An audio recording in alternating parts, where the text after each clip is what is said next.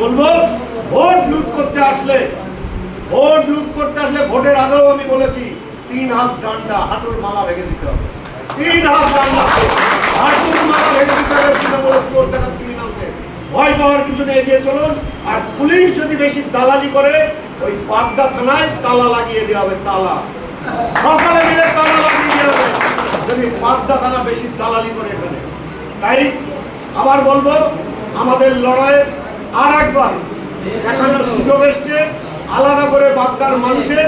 আমরা দেখিয়ে দেবো সকলে মিলে যে বাগদার মাটি ভারতীয় জনতা পার্টির।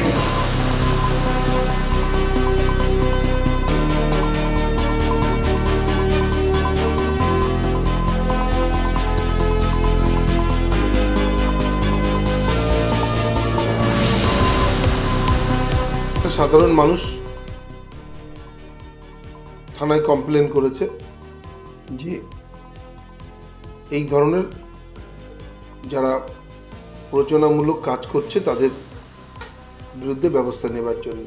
নিশ্চিতভাবে আমি মনে করি প্রশাসনকে যে নিরপেক্ষভাবে তদন্ত করে এই ধরনের উস্কানিমূলক কাজ যারা করছে, যাদের চেষ্টা করছে একটা শান্ত বাগদাকে অশান্তর পরিবেশ তৈরি করবার, এই অসামাজিক লোকজনকে অবিলম্বে ব্যবস্থা নেওয়া উচিত। কোনো রকম উস্কানিমূলক কথা বলিনি, কারণ সেই ভিডিওটা শুনলে সবাই বুঝতে পারবে। 2018 সালে পঞ্চায়েত ইলেকশনে আপনারা সকলেই জানেন, আপনারাই খবর করেছিলেন, পঞ্চায়েত ভোট লুট করতে গেছিল তৃণমূলের হারমাত বাহিনী।